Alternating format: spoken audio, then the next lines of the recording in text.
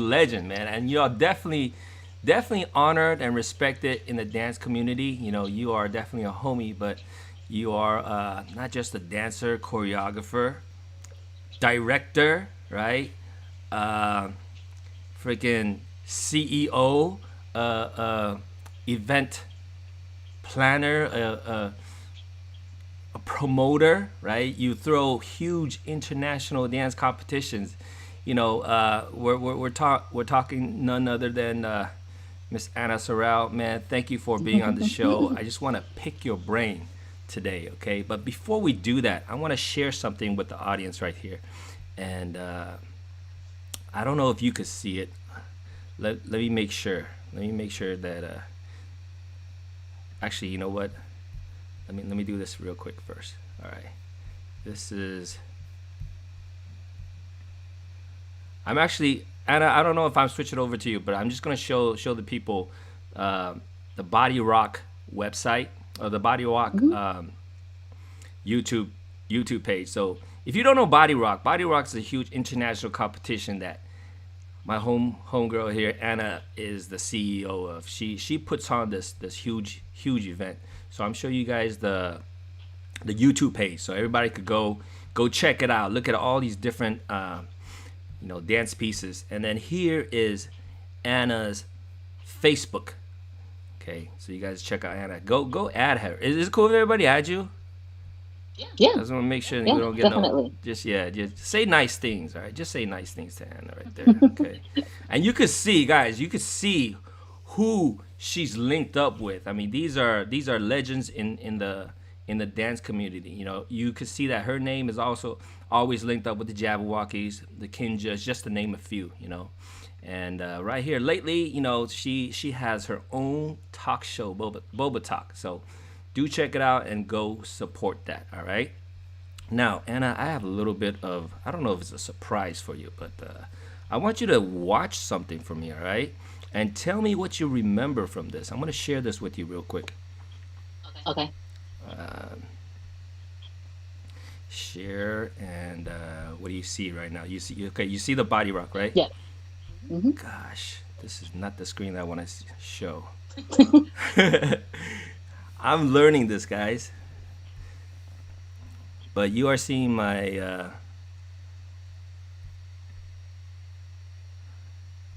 my photos, right? Okay. Okay, check this Yes, one. I see these This one. Google All photos. right, here we go.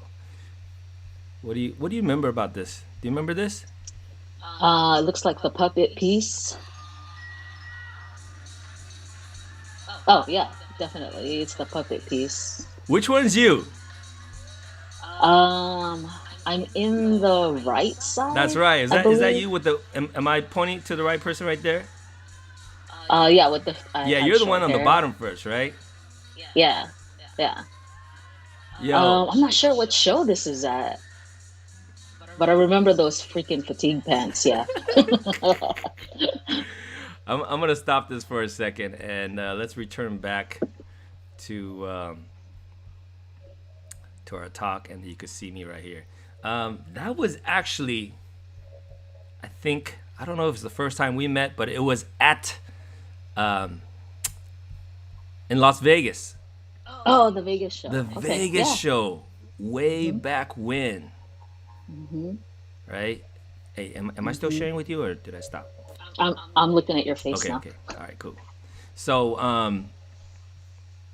yeah, I remember it was me that was recording, right? And I was going, damn, and I don't know if I met you before then. Maybe that was the first time I saw you, and I did see a clip of you, from video, and then I was like, dude, okay, it's like, when they say, and that was actually a tech run. That wasn't the show. It was a tech run. Oh, That was that okay. was I that was the reason why I was able to tape it. But anyways, yeah, when I saw that piece, Gary and Randy were sitting next to me like, yo, get the camera. So I was filming it. We get that piece. Anyways, tell me a little bit about that piece. Yeah, man.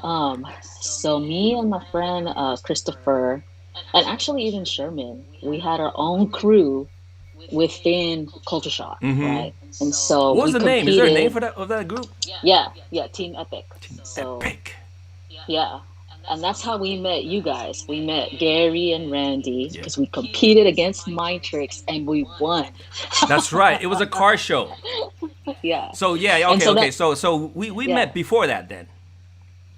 we met before that, but we didn't really talk. Okay. And so that Yeah, piece, because you guys beat us. my Damn. crew, yeah, we choreographed that piece, and then we kind of like me and Christopher when we made Culture Shock, we gave it to Culture Shock, Mm. right? Mm. Yeah, and so when we were at that Vegas show, I remember Randy and Gary like running into our dressing room, and they were like, "Hey, Team Epic Girl, it's you!" And so I was like, "Oh God, you guys, what's up?" And I this is the first time we realized that hey, you're on a culture shock, but in another city. Right. So yeah, so that's how we started, yeah, being friends. Yeah. Man, definitely dope. There's definitely more pieces to that. The Mm. reason why I want to show that piece is I don't think a lot of people knew how good you were. When you first started. I mean, I think a lot of people know you now, right? You are this Yoda like, sensei, but like a lot of people haven't seen you, in action back then. So I kind of want to show a little bit of clip of that and have you, kind of reminisce a little bit. But as far as let's talk a little bit of history, right? Because you have so much history, and I want to kind of get into what your takes on, your we talked about maybe embarrassing moments. Can you think of something Oh my God. in your dance history related to dance, right? Yeah. One or two maybe. Yeah. Oh man, there's so many, man. So maybe my first day on Culture Shock, like right after we made the team, and mind you, only four of us made it, right? And so they do this thing where they teach you like three. It's like a freaking 3 hour rehearsal, and you have Hold to on a learn second. like Can three you bring us routines. back what Yeah. year that was? 1996. 96. Yeah. Right. Uh-huh. And my first day, like, I'm worried about how am I gonna remember all these pieces. I'm sweating and everything. And I remember my director, his name was Lennon. He looked at me at the end of Lennon Peach rehearsal and he Bomb, was right? like, "Yep, Lennon Peachlam." First words out of his mouth was, "Ew, Anna, you suck." What? Yeah, he said, No. "You suck. I don't know why we picked you." you know What? and I was just like, and mind you, I'm not like how I am now. I mean, in my 20s, I'm like fucking quiet Asian girl. Like I never talk. They never heard my voice Mm. ever. And I was just like, "Oh God, he thinks I'm so wrong," like, all fucking embarrassed because everybody's looking at me, and nobody said shit because it was Lennon. So it's so embarrassing. Um, yeah, and then I don't know, like another time I felt really embarrassed. Like, mind you, on Culture Shock, I mean, I did get better. Otherwise, I wouldn't be, where I am right now. But anyways, on Culture Shock, they teach you to go full out, Right. right? And if you dance back in the day, you know what that means. Like, you're going 150%, like That all your that facial and muscles. everything, right? Yeah, everything, right? And so I ended up dancing like that for many, many years. Hmm. And I remember I was in another embarrassing moment. And some of these probably not even funny, but it was embarrassing to me. That's what I remember. I was in Greg Campbell Locke's class, and it Okay. was like a locking class, and he was teaching us, like fucking Now, lock and when shit. was this though? I like to know when. Oh, that was way later. Like I want to say 2000, maybe 2001, 2002. Okay. We were at a locking like workshop, and Mm-hmm. Greg Campbell Lock was teaching it. Right. And so he was teaching us how to lock and drilling it. But mind you, I've already learned how to go full out. So I was doing all this like Right. hella extra. And he called me out and he was like, "Hey, you don't have anything to prove. You ain't gotta be doing it all out like that." Oh, And I oh. remember I was like, You're "Shit," like, goddamn, you Lennon. know? Yeah, I know. All my fucking training like in my head. And after that, I didn't want to be singled out, so I was kind of like, "Oh fuck, okay, I guess I'll just mark it." Hmm. Yeah, but What I mean, I've had. What do you think the difference is? I mean, those two those are two great dancers. Lennon's a great dancer. Obviously, Don, Campbell Lock Jr. Um, but why the difference in their critique? One style is more like you gotta go full out facial, give 110%, and then here we come. Greg say, hey, you don't. It's more like chill a little bit, right? Is that the message you Yeah, got? yeah. And I knew it's culture, basically one, the choreograph part when you're on a team, the culture is you're performing on stage, and in the stage, you're separate from the audience. And so they really have to see what you're doing. Like, so that's why they always tell us to go extra with it. Yeah. And then the other, with street styles, it's like, the even the background of locking, it's kind of like a happy, like, fun dance, and you're doing it close up, you know Right. so you're not really on attack mode. It's in a cipher. Like, I don't need to be like doing what I was doing when I was dancing on stage. Right. Yeah, Right. I was just doing a little bit extra too Okay. much. Yeah.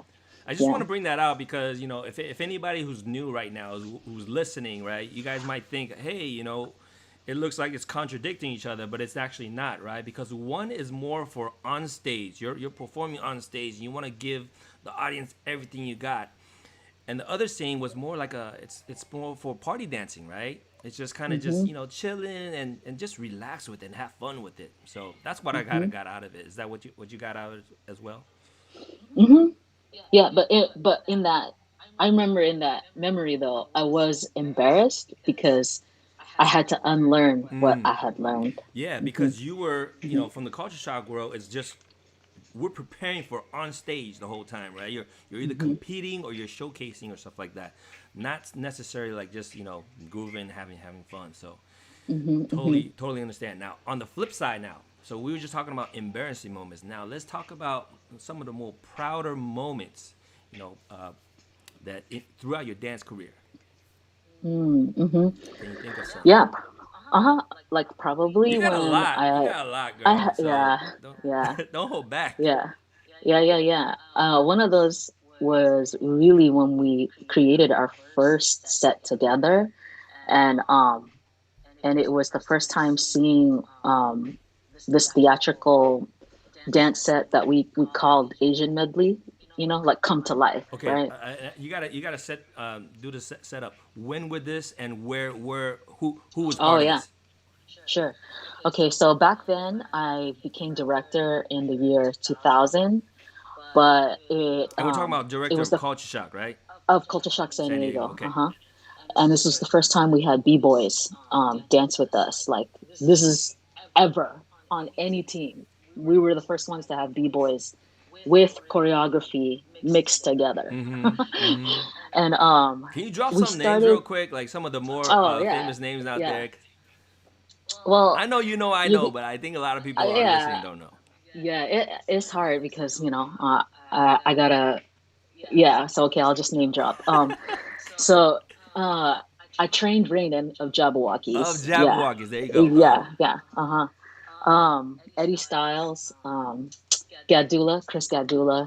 He was OG Jabberwockies too. Yeah. Um, Also, China, B Girl China is a famous B Girl here in San Diego, Yeah. local. Um, So they who else started is on the team? B-boying and B-girling before um, Culture Shock.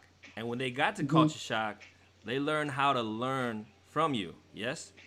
Yeah, choreography, and how to build a set, basically. Okay. Yeah, Okay. yeah. I think we take it for granted now. Like, everybody knows how to build a set, but like, literally, I remember like how to do it and everything.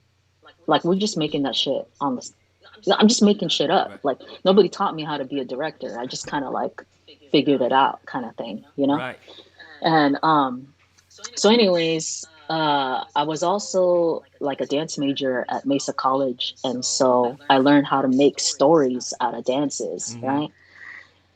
And I had been a big, huge fan of like freaking kung fu movies, right? Right. So there was that element. and me and Rainen would always kind of like talk about stuff and ideas and go through his music. And I don't know, it was just fun, and we were really like into this whole Chinese like, theme that we made up, the four elements, right? And creating a dance out of it. And so everybody pitched in, whether it was costumes or making up dances. And I remember Sherman was like, Sherman was my co-director. Okay, he's a dude, industry dancer, dance with Beyonce, dance with Mary J. Blige, dance with TLC. Like he's huge industry dancer. But back then, in the year 2000 to 2002, we directed Culture Shock San Diego together. Shout outs to And Sherman for so, sure. Yeah. yeah, shout out Sherman. Sherman was looking at me and was like, "Yo, Anna, I don't know, man. This is kind of corny.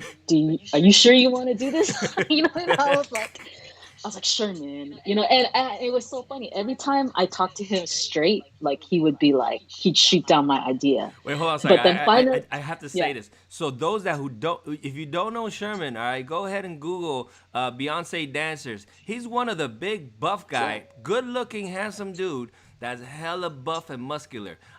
She probably got a lot of buff dudes there, but he's definitely one of. I think he's probably in the front or yeah. right behind Beyonce. So I'm sorry to cut you off, but It's okay. it's my turn Yeah. to embarrass Sherman for a while. So there you go. Yes, yes.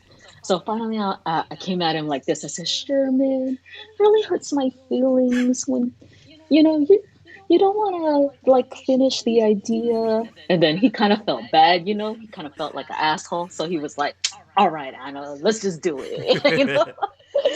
So, here we are at this show called Fusion. This is the first time we performed this. It's like a competition at UCSD in Are we San Diego in talking 2002. 2001, 2002. 2002 now? Okay. 2002. Yeah, yeah, yeah. So imagine everyone else that had been in this freaking show just did dances, like hip hop dance, and then they go off. And here we are dressed in like Chinese outfits, right? Complete with like fans, Yes. The B-boys have like they're wearing like I don't know, just like red handkerchief things on their pants. Yes. So we look really like, whoa, who are these guys? Like we're at a hip hop show, but we're dressed like ninjas and shit. And so I have a fucking stick, I'm like authentic with a Chinese scroll and a hat. And I swear to God, my first thought as the music played, right? And I'm taking my first few steps down the stage, I was thinking, oh shit, Sherman's right. This is fucking corny.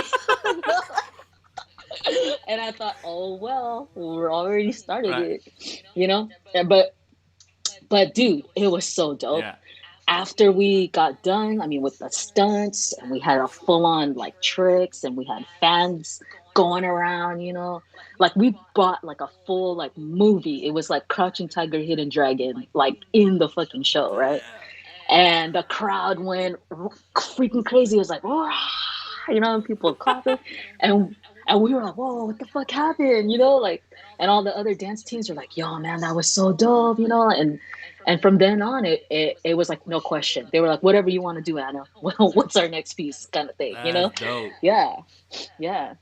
I was That's really dope. really proud of that. Man, I mean, Hmm. dude, I wish you would drop more names. Just well, actually, it's part of for my sake, because we've known each other for quite some times, and there's a lot of names that brings back really really good memories, and but it's always nice to catch up and everything.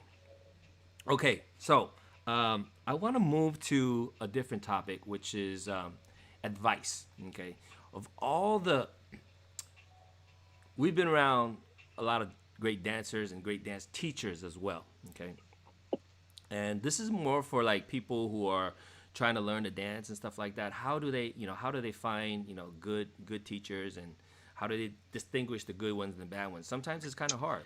So Yeah. if you could think back, let's just talk about all the dance teachers that maybe you've been into their class or you've witnessed. Okay, what are some of the uh, better or the best advice you've heard that you can kind of share with everybody?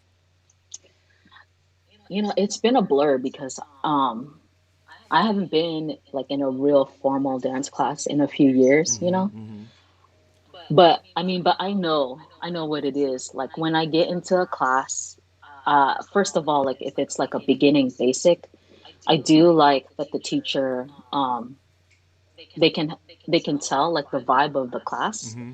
If they lose like one person, like they know how to get everyone like back on track, Mm-hmm. and they can explain like the body movements, the body mechanics, so that the whole class understands, you How know. are they able to do And that? How do they do that? uh, yeah, I think honestly they're in class themselves. A lot of them are training, a lot of them, um, they're taking workshops outside of their class. A lot of them battle, a lot of them are still active, Mm-hmm. you know. So usually they will go to that person, they'll pay attention to that person, they will review the move, they will talk about it, and they're also mindful of the pace of the rest of the class, so they won't take too long, you know, Mm-hmm. because you know it's hard. It's like when you paid for a class, you don't want to just kind of like pause and just kind of waste time. I don't know how else to say it, but Yeah. yeah, they know how to balance the pace of the class. And then also for the choreography classes, I do like that the teacher kind of talks about connecting with the music, and especially these past few years, they talk about, hey, you know, it's great that you guys want to record it, but I remember a time when, you know, that's not what class was for, Mm-hmm. you know. The point of class is for you not to be perfect, it's for you to learn, Mm-hmm. right? Mm-hmm. So not really for you to record and post, you know, Mm-hmm. because we got into an era where it was like people were just coming to class to make videos, and that's not what class is for. Mm-hmm. You know, class is for you to learn, you know, to improve yourself, Mm-hmm. and to get better and to train, you know. Mm. And and they make a connection to the students, you know. They talk about what they see. I like a teacher that watches the class, you know. I don't like teachers that just throw out 8 counts and then, you know, it's just really for them to kind of use the class as their own marketing video. I Mm. don't like that. Mm. You know, I like for Yeah. you to pay attention to the student So you and could to give it. tell So they could us give you feedback, exactly. right? Yeah. Yeah, yeah, yeah, yeah. And and yeah, and I've seen, you know, in choreo class, they like to break up in groups and they'll call out the best students. But sometimes I like the teachers that call out the students that they're not the best, but you could tell they really love to dance and they're doing their best, right? Mm-hmm. So yeah, teachers that have a message that you're here to train, you're listen to the music and really connect to the music, and it's okay if you don't have this perfect, you know. Mm-hmm. This is what the point of class is. Yeah, yeah, um yeah, and yeah, and like I like to be drilled. I like to be told what I'm doing, you know. Mm-hmm. I think those are the kind of classes that I enjoy and that I feel like, oh yeah, you're a good teacher. Mm. If you're able to explain it and I got it and Mm-hmm. I feel like I'm doing better, then yeah, I really I enjoy those classes a lot. Hmm. Awesome. Well, now on the flip side, right? What are some not so good advice that you've heard? You probably Oh, heard not so quite good a lot. advice. Maybe let's not drop any names on this one, so we keep them anonymous, if you want to. but but this is more so for like we got a lot of beginning students, or I don't want to say beginning students, but basically people who are trying to start off. And how do they find like, hey, how do I know what's good and what's bad, right? If they go to one, and maybe you could share what you've seen and what you're like, oh, this is probably not good, like for beginners to be like, yeah, maybe you want to stay away from this kind of instructor. You have something? Well, that's really hard too because we're in a social media world. Mm-hmm. So a lot of times before the pandemic, like if you have a lot of followers or you got a lot of likes, I mean that's the person that they're gonna take class from. Mm. You know, like Mm-hmm. keep it real. And I don't know. Sometimes I feel like when I take those classes, I've been in those classes too. I won't name names, but I've been in those classes too. And like I said, the class feels like it's the teacher's own personal music video. It's not, they're not even really there to teach. They're just kind of throwing 16 8 counts in an hour, Mm. you know, Mm-hmm. and they're not. And we come from that old school Yeah. where you're looking at your student and you want them to get better, Yeah. you know, so it's the quality of the movement. Are they understanding music? You know, how well are they doing? And some of the other classes now that are really, since social media changed the game, it's like it's a different vibe. Mm-hmm. Yeah. Hmm. So now, sticking with that theme of how do we Oh, advise? and there's another thing I Oh, forgot. yeah, yeah. And then sometimes too, like I'll hear this advice like, oh, okay, yeah, just pick your favorite like person that you think is a good dancer and then copy them, right? So then students just kind of like literally become copies of so and so. Mm-hmm. They don't have their own thing So they going go on on. YouTube or some videos and then just Yeah, copy them. just copy them like from the fashion, from their the way they do their facials, you know, to their moves. Like if you tell a kid, let me see you freestyle, and then they're doing the exact like how so and so dances. Mm-hmm. So yeah, yeah, yeah, I Mm-hmm. mean, some of that too, it, I don't know, it's just interesting. I think ever since social media is a thing now. Right. Yeah. Let me play a little bit of a devil's advocate, though. I absolutely agree with you, and I kind of would just want to, because thinking on the other side, what if the other side says, well, what's wrong with that? Let's just say if a person really likes Justin Timberlake, for example, right? And they're just, I want to study Justin, I want to dance exactly like them, and they're just like a pretty good carbon copy of that person. And when they go out, they kind of have fun because if they're dancing with people who aren't great dancers, they probably the best in their group, and they're pretty happy with that. Is there something wrong with that? And if there is, why? No, I don't think it's anything wrong. If you have like a favorite entertainer that you emulate, Mm-hmm. um, yeah, and you're having fun with it, Okay. I don't think there's anything wrong with that. Um, I think it becomes harder or more of a concern if you're also maybe you're teaching a class or you're now a choreographer, Okay. but you, I don't know, it's kind of like borderline, kind of like all of your movement looks like so and so, Right. you know? Right. Yeah. Let me see if I could jump in for a second, just because I don't want people to misunderstand what we said about, hey, it's not good to carbon copy somebody. If you want to do that, I think this is something that I think we might have talked about before. When you carbon copy something, when you just basically copy somebody, you kind of limit yourself into not being able to create, right? We talk about dance as a creative art form. Now, if all you know how to do is copy somebody, there's no creativity there, right? It's just like if I were to teach you how to draw and all I say is copy the drawing that I drew, and all you know how to do is copy everything. Now, if somebody asks you, hey, can you paint me a new picture? You're kind of stuck. You can't because you don't know how to create.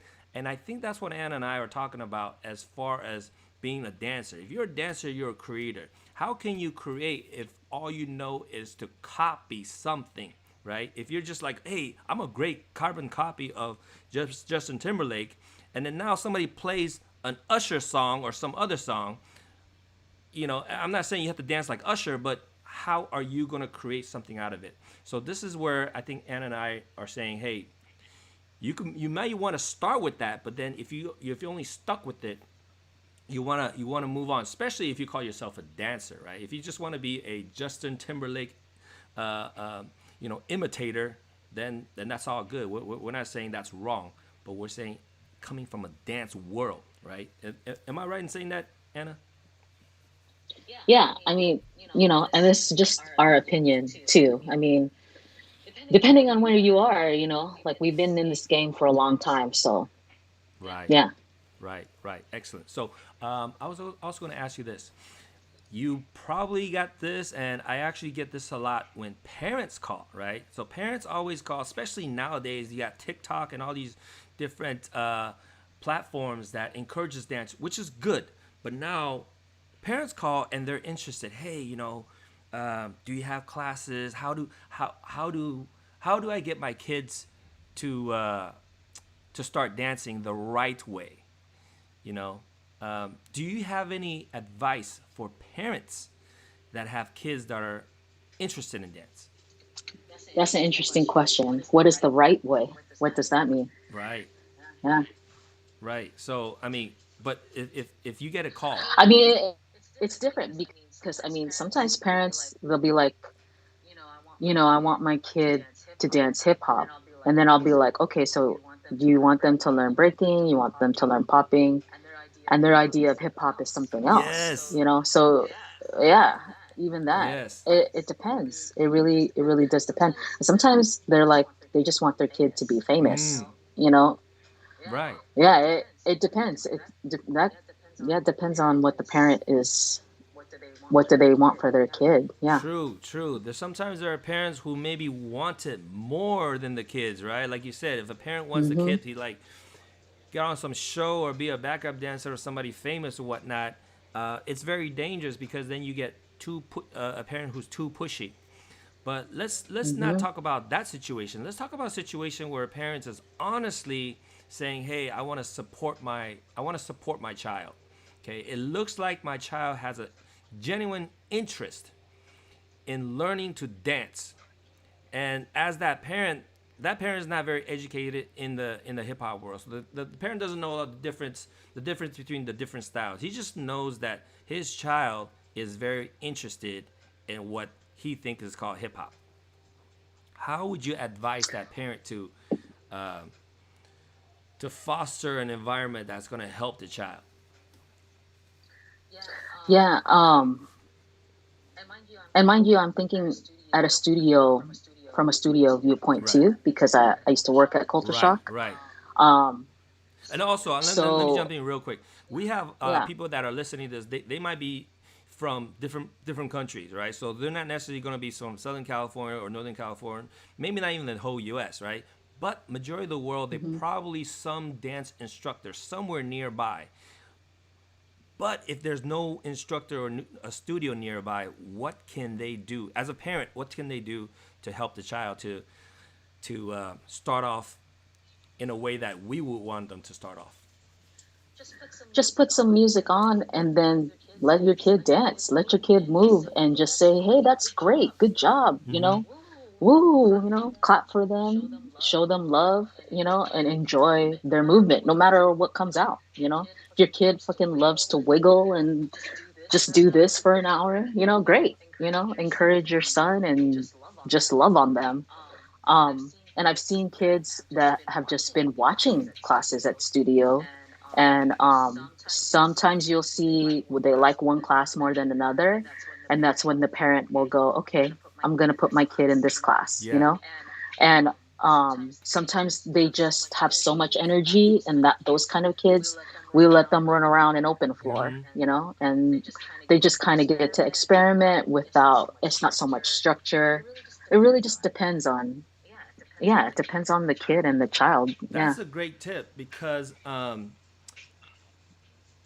you could do that anywhere, right? It doesn't matter where you are in the Hmm. whole world. If you just play music at home, you foster rhythm. You foster this love of music first. Any dance, it doesn't Hmm. matter whether it's hip hop or even friggin' jazz or ballet, right? You have to love the Hmm. music first. So create an environment where the kids love music and try dancing yourself. You don't have to be a great dancer. I mean, as a parent, guys, you can be messing around and just make it fun. Make it fun for them. And I think that's a really good foundation to foster and let the kids love the dance.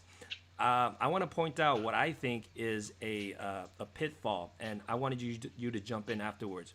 And this is what I see as a pitfall for a lot of parents. A lot of parents are very quick, too quick to trying to quickly sign their kids up, right? So they immediately say, "Hey, my kids Hmm. are interested. I want to help them out." So immediately, what they do, they either go on Yelp, they go on whatever, and find the studio that's closest to them, and what they do is they find that find a studio or a teacher or schedule that fits them first, not thinking like who the instructor is or what style and how that instructor fits with their child. No, they just look at what fits my schedule, when can I drop my kids off, and how much does it cost, and what's the best deal financially. And I think that's a Yeah. huge pitfall because you're worrying about something so that has nothing to do with the quality of the instructor. But you just want to throw money at it. Throwing money at it is not going to make your kid better, for sure, right? If you guys just take a time to think about it. I want to turn it over to you, Anna. What are your thoughts? What are some of the other pitfalls, maybe? Yeah, and I remember my friend B girl Logan, at first she didn't really like to Real quick, do Logan dance class. is associated. Which how would people know Logan? Oh, she's like a champion B girl. She's won some And championships, and and she's silverback, related. and she What group was she's she in? That everybody would know. oh, the The lab, Lab. the So lab. if you guys Yeah, know the yeah. Lab, go watch what's that show? World of Dance, right? World of Dance. The World of Hmm, Dance, hmm, the hmm. Lab. They won the what year was it? I A forgot. few years ago. Just search it. You guys do Yeah, a Google search, the Lab, and then Logan, B girl Logan. You guys will know exactly who she is once you see her. So, anyways, go ahead, go on. yeah, because her dad made her take some classes, and she wasn't really sure she wanted to break dance at first. And it's not until you just kind of let them decide on their Mm-hmm. own. Like even like now, I see a lot of parents just have their kids. Like I said, they'll watch the class first, and they'll watch the teacher's Mm-hmm. connection to the Mm-hmm. kids. And if the kid likes the teacher, that makes a big difference. And also open floor too, like to really get the kid to kind of be used to being around other kids in a space, you know. Yeah, it's just kind of like free form and it feels more like play. Because the more it feels like, oh, like a pressure, then I don't know, sometimes that kind of messes with the kids Yeah. too. It doesn't feel as fun. Yeah. So it has to be something that you're not like forcing your kid to do it, or it doesn't feel like an audition. It just feels like, oh, yeah, you want to do more of this? Oh, yeah, it's fun. Here, try. And and yeah, and let them kind of decide. Excellent. Yeah. Excellent. Um, I want to move to what are you up to now these days? I mean, we're all, in this whole pandemic things, and I know you're working on some new projects. Is that something that you could share with us? Yeah, I've been stuck. You see, I'm in my freaking kitchen right now. So, And I'm for just those like at that don't know where home. you live, can you give us a general idea of where you are? Yeah, I live in San San Diego. Diego, California, Hmm, USA. All right. hmm, hmm. So, since COVID, my boba talks have just been on IG. They've just been on my IG live, Right. with no boba because pandemic, right? Yeah, and then I'm also working with Ellen Kim on a summit, like a healing and mental health For summit. those that don't know who Um, Ellen Kim is, can you? uh, yeah, she used to dance on Funk's SF, and she has a lot of following now. She's like an influencer on Mhm. YouTube. She doesn't dance for anyone. She just kind of just posts videos on her So own. you guys could Yeah. do a quick YouTube search, Ellen Kim, and you guys are gonna see tons Hmm. of incredible videos. Okay, go ahead. Yeah. Yeah. So I'm doing that with her. And I graduated from my master's program, so I do counseling. I'm like a mental health coach Mm-hmm. and Mm-hmm. counselor. I do sessions, virtually, and yeah, and basically that, and like you know, cooking Korean barbecue at home. Now, Yeah. let's jump back real quick. So, what kind of healing sessions, and if somebody were to look for you, how would they Oh, do it, and what kind of healing, what kind of service would you yeah. do you do? Okay, so I have a website. It's Anna Sarao, ANNASARAO .com, or you can reach me on my Instagram. Okay. And yeah, so I help people. I have clients that deal with anxiety. They deal with like parent issues, family issues, relationship Mm-hmm. issues, bereavement, like grief. Um, So yeah, I basically have kind of like a form and a talk that I do with them, um, and it runs like an hour long. And so for 4 sessions, that's like you see me once a week for a Mm-hmm. month, right? And in my sessions, not only do we do kind of like behavioral kind of therapy, but I also integrate movement. I do a lot of qigong, energy, tai chi, Nice. kind of, and I do therapeutic dance. So if you're wondering what that is, well, you're gonna have to have a There session you with me. go. Yeah, That's dope. yeah, That's dope. Cool. yeah. Cool. Um, man, it's crazy. It's already 40 minutes just chatting with you. You know, my goal is try to keep this as short as possible, and for sure we're gonna have to probably do more sessions because there's so much history.